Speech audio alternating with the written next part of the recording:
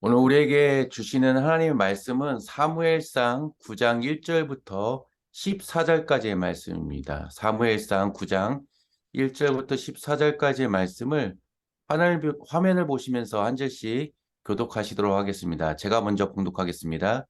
베냐민 지파에 기스라 이름하는 유력한 사람이 있으니 그는 아비엘의 아들이요 스롤의 손자요 베고라스의 증손이요 아비아의 현손이며 베냐민 사람이더라. 기스에게 그의 아들이 있으니 그의 이름은 사울이요 준수한 소년이라. 이스라엘 자손 중에 그보다 더 준수한 자가 없고 키는 모든 백성보다 어깨 위만큼 더 컸더라. 사울의 아버지 기스가 암나기들을 잃고 그의 아들 사울에게 이르되 너는 일어나 한 사환을 데리고 가서 암나기들을 찾으라 하매 그가 에브라임 산지와 살리사 땅으로 두루 다녀 보았으나 찾지 못하고 하알림 땅으로 두루 다녀 보았으나 그곳에는 없었고 베냐민 사람의 땅으로 두루 다녀 보았으나 찾지 못하니라. 그들이 숲 땅에 이른 때에 사울이 함께 가던 사원에게 이르되 돌아가자. 내 아버지께서 암나기 생각은 고사하고 우리를 위하여 걱정하실까 두려워하노라 하니 그가 대답하되 보소서 이 성읍에 하나님의 사람이 있는데 존경을 받는 사람이라. 그가 말한 것은 반드시 다 응하나니 그리로 가사이다. 그가 꼭 우리가 갈 길을 가르쳐 줄까 하나이다 하는지라. 사울이 그의 사환에게 이르되 우리가 가면 그 사람에게 무엇을 드리겠느냐 우리 주머니에 먹을 것이 다였으니 하나님의 사람에게 드릴 예물이 없도다 무엇이 있느냐 하니 하나님 사울에게 다시 대답하여 이르되 보소서 내 손에 은한 세겔의 4분의 1이 있으니 하나님의 사람에게 드려 우리 길을 가르쳐 달라 하겠나이다 하더라. 옛적 이스라엘의 사람이 하나님께 가서 물으려 하면 말하기를 선견자에게로 가자 하였으니 지금 선지자라 하는 자를 옛적에는 선견자라 일컬었더라. 사울이 그의 사원에게 이르되 내 말이 옳다 가자 하고 그들이 하나님의 사람이 있는 성읍으로 가니라. 그들이 성읍을 향한 비탈길로 올라가다가 물 기르러 나오는 소녀들을 만나 그들에게 묻되 선견자가 여기 있느냐 하니 그들이 대답하여 이르되 있나이다. 보소서 그가 당신보다 앞서 갔으니 빨리 가소서 백성이 오늘 성당에서 제사를 드리므로 그가 오늘 성읍에 들어오셨나이다. 당신들이 성읍으로 들어가면 그가 먹으러 산당에 올라가기 전에 곧 만나리이다. 그가 오기 전에는 백성이 먹지 아니하나니 이는 그가 재물을 축산 후에야 청함을 받은 자가 먹음이니이다. 그러므로 지금 올라가소서 곧 그를 만나리이다 하는지라. 함께 읽겠습니다. 그들이 성읍으로 올라가서 그리로 들어갈 때에 사무엘이 마침 산당으로 올라가려고 마주 나오더라. 아멘. 하나님의 말씀입니다. 오늘 생명의 삶 2월 7일자 화요일 말씀을 통해 함께 은혜 나누도록 하겠습니다.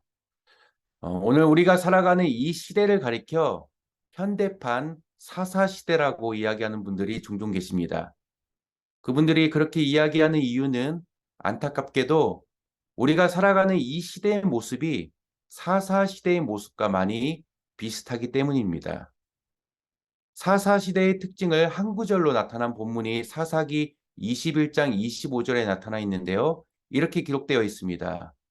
그때에는 이스라엘 왕이 없으므로 사람들이 각기 소견에 오른 대로 행하였더라.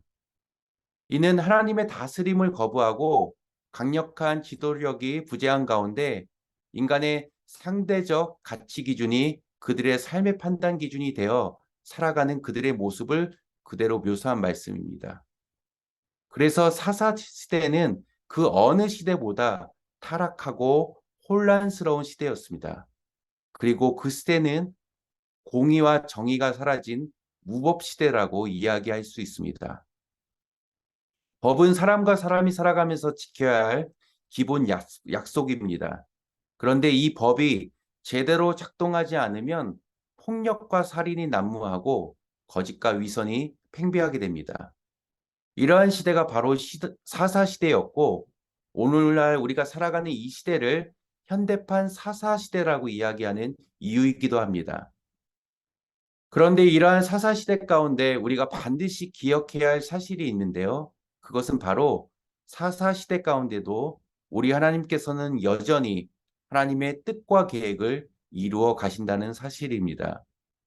그리고 이를 위해 하나님께서는 우리의 삶에 개입하시고 우리들을 직접 통치하시며 다스리시고 계시다는 사실을 발견하게 됩니다.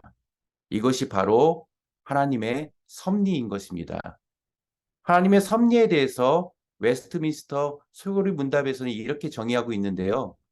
모든 피조물과 그 행위에 대한 하나님의 가장 거룩하고 현명한 그리고 능력 있는 보존과 통치이다라고 정의하고 있습니다. 즉 하나님께서 창조하신 이 피조 세계에 발생하는 모든 일들을 하나님께서 직접 돌보시고 이끄시는 하나님의 통치를 우리는 하나님의 섭리라고 이야기하고 있는 것입니다. 이러한 관점으로 오늘 본문의 말씀을 살펴보면 우리는 뚜렷하게 하나님께서 돌보시고 이끄시는 하나님의 통치, 바로 하나님의 프로비던스, 하나님의 섭리를 발견할 수 있게 됩니다. 먼저 우리가 읽은 본문 1절과 2절은 앞으로 이스라엘 초대왕이 될 사울에 대해 그가 누구인지 소개하고 있습니다. 그래서 성경은 그를 소개할 때 그의 족보와 함께 그의 이름은 사울이요라고 소개하고 있는 것입니다. 바로 이스라엘 초대왕이 될 사람의 이름이 사울이라라고 오늘 본문은 소개하고 있습니다. 그리고 그의 외모에 대해서 자세한 묘사가 뒤따르고 있는데요. 그는 준수한 소년이라 이스라엘 자손 중에 그보다 더 준수한 자가 없고 키는 모든 백성보다 어깨 이만큼 더 컸더라.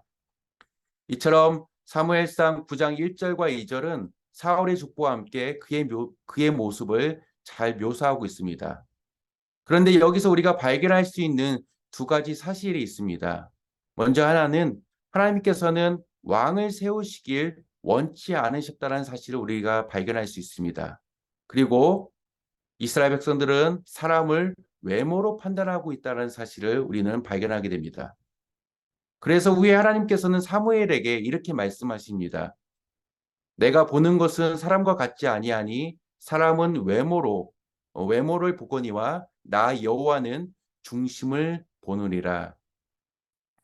이처럼 이스라엘 백성들은 하나님께서 원하시지 않는 그들의 눈에 보기에 좋은 대로 왕을 세우고자 했던 것입니다. 이러한 사실은 사울이라는 이름의 의미에도 나타납니다. 사울이라는 이름의 의미는 원래 요구하여 얻은 자라는 뜻을 가지고 있습니다. 즉 이스라엘 백성들이 하나님께 요구하여 왕으로 얻은 자가 바로 사울이었다는 사실을 오늘 우리 성경의 말씀은 우리들에게 말해주고 있는 것입니다. 이처럼 사무엘상 9장 1절과 2절은 사사시대의 특징, 하나님의 다스림, 즉 하나님의 신정 통치를 거부하고 절대 기준이 없이 각기 소견에 오른 대로 행하는 사사시대의 모습을 그대로 묘사하고 있습니다. 그래서 그의 이름은 사울이다라는 표현은 그의 등장과 함께 나타나게 됩니다. 이처럼 사울의 등장은 그 시대, 사사시대가 어떠했는지를 우리들에게 간접적으로 보여주고 있습니다. 그런데 사울의 소개가 끝나기 무섭게 3절은 갑자기 화제가 전환됩니다. 바로 사울의 아버지였던 기스가 사울에게 사안을 데리고 가서 잃어버렸던 암나귀들을 찾아오라고 명령하고 있습니다. 그리고 이러한 아버지의 갑작스러운 요청에도 사울은 즉각적으로 반응하였고 이에 에브라임 산지부터 시작해서 베냐민 사람의 딸까지 모두 샅샅이 뒤지는 사울의 모습을 발견하게 됩니다. 이처럼 사울은 아버지의 명령에 따라 산과 들, 사막을 두루 다니면서 암나기들을 찾아다니고 있습니다. 하지만 그는 결국 암나기를 찾지 못합니다. 이러한 사울의 모습을 보면 그가 아버지께서 하신 명령에 얼마나 최선을 다해 끝까지 그 일을 완수를 하려고 했는지 우리는 발견할 수 있게 됩니다. 그런 그였기에 아버지의 요구에 제대로 된 결과를 만들어내지 못하는 현 상황이 스스로에게 굉장히 실망스러웠을지 모릅니다. 그래서 어떻게 해서든 사울은 암나기를 찾아서 집으로 돌아가고자 했던 마음이 컸었을 것입니다. 이런 상황 가운데 사울에게 사환은 한마디를 건넵니다. 이는 하나님의 사람에 관한 이야기입니다. 성읍에 한 사람이 있는데 존경을 받는 사람이라 그가 혹은 우리가 갈 길을 가르쳐 줄까 하나이다 라고 사환이 사울에게 말을 건넵니다. 사환이 건넨 이 한마디는 사울에게 있어서 신랄 같은 희망의 메시지로 듣게 되었을 것입니다. 이 이야기를 들은 사울은 사환이 한 이야기가 확실치 않은 이야기임에도 불구하고 사울은 내 말이 옳다, 가자 하고 반응합니다. 자신에게 들려오는 이 메시지 가운데 결단하여 움직이게 된 것입니다. 그래서 무모할지 모르는 이러한 선택 가운데 사울은 사환의 말만 듣고 당시 선견자라 불렸던 선지자 사무엘에게 향하게 됩니다. 그리고 오늘 본문은 이러한 사울의 결단에 결국 하나님의 사람 사무엘을 만나게 되는 결정적인 전환점을 우리가 보게 됩니다. 바로 사울의 인생 가운데 터닝 포인트를 만나게 되는 것이죠. 우리가 가지고 있는 성경 중에는 사사 시대를 배경으로 하는 또 다른 책이 있습니다. 바로 룻기서인데요. 룻기서는 구약 성경에서 사사기와 사무엘상 중간에 위치해 있습니다. 그 이유는 사사기와 사무엘상이 시작하는 이 사사 시대, 그 시대를 배경으로 하고 있기 때문입니다. 그래서 룻기서 1장 1절도 이렇게 이야기합니다. 사사들이 치리하던 때에 그리고 곧바로 룻기서의 초반 주인공이라고 이야기할 수 있는 나오미의 이야기가 등장하는데요. 그녀는 흉년을 피하기 위해 가족들과 함께 이방 땅인 모압으로 이주했지만 그곳에서 사랑하는 남편과 두 아들을 잃게 됩니다. 이는 한 여인으로서 상상하기도 싫은 절망스러운 상황이 아닐 수 없습니다. 그런데 이러한 절망스러운 상황 가운데 나오미는 자신의 고향의 땅 베들레헴부터 들려오는 한 소식을 듣게 됩니다. 룻기서 1장 6절에 나타나 있는데요. 여호와께서 자기 백성을 돌보시사 그들에게 양식을 주신다라는 소식을 듣게 된 것입니다. 이 소식은 사라가 앞날이 캄캄했던 나오미에게 희망의 메시지처럼 들렸을 것입니다. 그리고 나오미는 결단합니다. 바로 자신의 고향 땅 베들레헴으로 돌아가기로 결심한 것입니다. 그리고 이 결단은 나오미뿐만 아니라 그의 며느리 룻도 함께합니다. 그래서 나오미와 룻은 유대 땅 베들레헴으로 돌아가기로 결심한 후 그 먼 거리를 무법천지였던 살인이 난무했던 그 사사 시대 가운데 나약한 두 여인이 서로 의지하며 모압 땅에서 유대 땅으로 돌아오게 된 것입니다. 이후 아시다시피 나오미와 룻은 하나님의 예비하신 손길을 경험하게 됩니다. 바로 하나님께서 예비하신 보아스라는 인물을 만나게 되면서 그들의 삶에 전환점을 맞이하게 됩니다. 이는 분명 나오미와 룻이 경험하게 되는 하나님의 섭리인 것입니다. 이처럼 룻기서에는 그 시대에 연약한 인물로 대표되는 두 여인 나오미와 룻의 삶의 모습을 보여주면서 그들의 삶 가운데 나타나는 하나님의 섭리를 보여주고 있습니다. 그리고 그 룻기서는 그들의 삶 가운데 경험하게 되는 삶의 전환점을 우리들에게 보여주고 있습니다. 그리고 이 전환점은 룻기서 2장 3절 말씀에 잘 나타나 있는데요. 룻이 가서 베는 자를 따라 밭에서 이삭을 줍는데 우연히 엘리멜렉의 친족 보아스에게 속한 밭에 이르렀더라. 룻이 하루는 시어머니를 위해 먹을 것을 준비하기 위해 밭에 나가 이삭을 줍게 됩니다. 그리고 이삭을 줍다 보니 룻은 나오미의 남편인 엘리멜렉의 친족 보아스에게 속한 밭에 이르게 된다라고 성경은 말하고 있습니다. 그리고 성경은 이 상황을 우연히라는 단어를 통해서 룻이 우연히 엘리멜렉의 친족 보아스의 밭에 가게 되었다라고 소개하고 있습니다.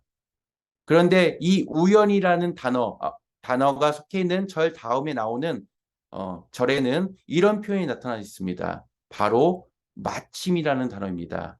마침 보아스가 베들레헴에서부터 와서 베는 자들에게 이르되, 우연처럼 보이는 사건이 바로 하나님의 계획하심이었음을 발견하게 되는 사건으로 우리는 보게 됩니다. 바로 오늘 우리가 읽은 본문에서도 동일한 표현이 나타나는데요. 14절에 나타납니다. 그들이 성읍으로 올라가서 그리로 들어갈 때에 사무엘이 마침 산당으로 올라가려고 마주 나오더라. 사울은 갑작스러운 아버지의 명령에 집을 떠나게 됩니다.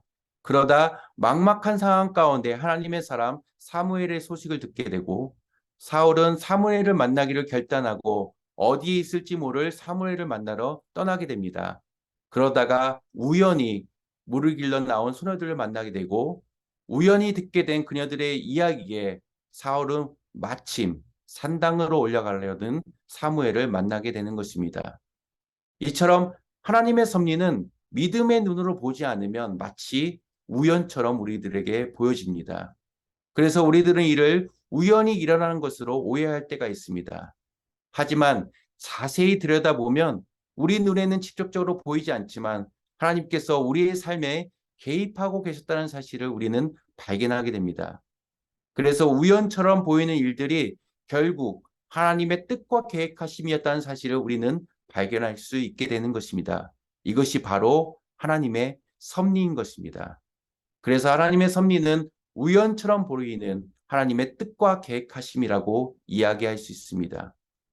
오늘 본문에 나타난 사울에게도 마찬가지입니다. 사울은 아버지의 명령에 따라 암나기를 찾아 떠날 때만 해도 사무엘을 만날 것이라고 상상조차 하지 못했을 것입니다. 하지만 사울은 그가 어떠할지 몰라 막막한 상황 가운데 놓여 있을 때 결국 사환을 통해 메시지를 듣게 되고, 그 메시지를 듣고 결단에 이르게 됩니다.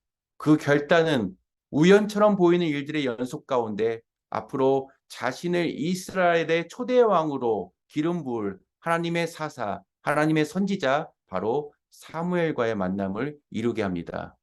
이처럼 우연처럼 보이는 사건들은 하나님의 마침표를 통해 놀라운 하나님의 섭리였음을 깨닫게 되는 것입니다. 이를 통해 사울은 그의 인생 가운데 전환점을 맞이하게 됩니다. 우리의 삶 가운데서도 마찬가지라고 생각합니다. 하나님의 섭리는 우연처럼 보이는 일처럼 우리들에게 다가옵니다. 그런데 이를 우연으로 여길 수 있지만 우리 신앙인들은 믿음의 눈으로 이것들을 보게 될 때 그 모든 일들이 하나님의 계획하심, 하나님의 섭리였음을 우리는 발견하게 됩니다. 그리고 이 하나님의 섭리를 통해 우리 삶의 전환점을 맞이하게 되는 것입니다. 오늘 말씀 전에 부른 찬송가 384장은 페니 크로스비 여사가 지은 찬송수입니다. 그녀는 생후 6주쯤 되었을 때 감기에 걸리게 되고 의사가 이를 눈병으로 오진하여 잘못된 처방을 내리게 됩니다. 이로 인해 그녀는 평생을 시력을 잃은 채 살아가게 되는데요. 하루는 앞을 보지 못하게 되었던 크로스비 여사가 당장 구할 곳이 없었던 단돈 5달러가 필요한 상황에 놓이게 됩니다. 그래서 그녀는 하나님께 무릎을 꿇고 간절히 기도합니다. 기도를 마친 후에 크로스비 여사는 다시 찬송을 쓰기 위해 방으로 돌아옵니다. 그리고 얼마 지나지 않아 한 낯선 이의 방문으로 그녀의 집 초인종이 울리게 됩니다. 크로스비 여사는 갑작스러운 방문에도 그녀의 팬이라고 소개한 이 낯선 방문자와 간단한 대화를 나누게 됩니다. 그리고 헤어지게 될 때 손을 잡고 악수를 하게 되는데요. 이때 이 낯선 방문자는 그녀의 손에 무언가를 남기고 떠납니다. 그녀는 앞을 보지 못했기 때문에 처음에는 자신의 손에 남겨진 것이 무엇인지 몰랐습니다. 그러나 그녀는 이내 그 낯선 이가 남긴 것이 자신이 하나님께 기도했던 5달러였다는 사실을 발견하게 됩니다. 이후 그녀는 한치의 오차도 없이 자신의 기도를 들어주신 하나님께 감사의 기도를 드립니다. 그리고 그때 지은 시가 바로 오늘 우리가 부른 384장 나의 갈 길 다가도록이라는 찬송시입니다. 크로스비 여사가 지은 원문 찬송시는 이렇습니다. 구주께서 나의 모든 길을 인도하시니 이 밖에 무엇을 더하리니 그분께서 내 삶의 인도자 되시니 나 어찌 주님의 부드러운 은혜를 의심하리. 하늘의 평화와 신령한 위로가 주님 안에 믿음으로 이곳에 거하네. 무슨 일을 만나도 내가 아는 것은 예수님이 모든 것을 형통케 하시네. 이처럼 크로스비 여사는 자신의 삶 가운데 우연처럼 찾아온 일이 결국 하나님의 일하심이었다는 사실을 발견하게 됩니다. 그리고 이 우연처럼 보이는 일을 통해 하나님의 섭리를 그녀는 경험하게 되는 것입니다. 그리고 그녀는 이러한 하나님의 섭리를 통해 위대한 찬송의 고백을 할 수 있었던 것입니다. 우리의 삶을 돌아보면 참으로 사사시대처럼 위험천만하고 우리를 두렵게 하는 일들이 참으로 많이 있습니다. 하지만 우리가 기억해야 될 것, 우리 하나님께서는 여전히 우리의 삶 가운데 일하고 계시다는 사실입니다. 그렇기 때문에 우리는 우리에게 주시는 하나님의 말씀을 통해 들을 준비를 해야 합니다. 특별히 하나님의 메시지를 들어야 되는데 이 경우 말씀을 또한 기도를 할 경우에 우리에게 주어집니다. 그리고 이 메시지를 발견하게 될 때 우리는 믿음으로 결단해야 합니다. 그러면 우연처럼 보이는 일들을 통해 하나님의 마침표를 발견하게 되는데요. 이것은 바로 우리의 삶의 전환점, 바로 터닝 포인트를 경험하게 됩니다. 이것이 바로 하나님의 섭리인 것입니다. 사랑하는 소명교회 성도님들, 혹시 오늘의 삶 가운데 근심 가운데 놓여 있습니까? 혹시 불안과 초조 가운데 힘든 상황이 여러분들 삶 가운데 놓여 있습니까? 그렇다면 기대하시기 바랍니다. 하나님께서는 우리의 삶 가운데 개입하셔서 우리 인생의 전환점을 맞이하게 하실 줄 믿습니다. 그것이 바로 우리 신앙인들이 경험하게 되는 하나님의 섭리인 것입니다. 오늘 우리의 삶 가운데 하나님의 섭리를 깨닫고 경험하게 되는 우리 모두가 되길 간절히 소망합니다. 기도하시겠습니다.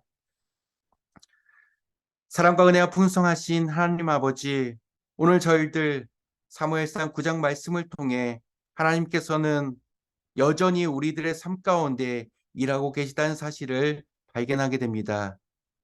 또한 우연처럼 보이는 우리의 일상의 삶 가운데서도 하나님께서는 계속해서 하나님의 계획과 뜻하심을 이루어 가시는 분이심을 고백합니다. 비록 저희들의 연약한 믿음 때문에 하나님의 섭리를 발견하지 못하였다면 주님, 저희들에게 하나님의 섭리를 발견할 수 있는 굳건한 믿음을 허락하여 주시옵소서.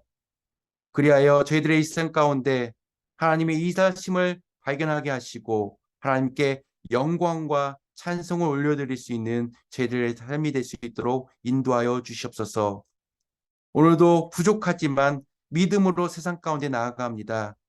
저희들 세상 가운데 살아갈 때 하나님 말씀을 듣게 하시고 이에 민감하게 반응할 수 있는 영적 분별력을 허락하여 주시옵소서. 그리하여 오늘 하루의 삶 가운데 하나님께서 허락하신 삶의 터닝 포인트를 경험할 수 있는 저희들의 삶이 되게 하여 주시옵소서. 오늘도 갖가지 기도 제목을 가지고 나왔습니다. 주님, 오늘 찬양을 통해 고백한 것처럼 저희들 갈 길 다가도록 예수 인도하시니 무슨 일을 만나든지 만사 형통하겠다라고 하는 고백이 저희들의 입술의 고백이 되게 하시며 이 고백을 통해 하나님께 영광 돌릴 수 있는 저희들의 삶이 될 수 있도록 인도하여 주시옵소서. 이 모든 말씀 감사드리며 우리를 죄에서 구원하여 주신 예수 그리스도의 이름으로 기도드리옵나이다. 아멘. 우리 오늘 이 시간 하나님 앞에 가지고 나온 기도 제목을 가지고 기도하시겠습니다.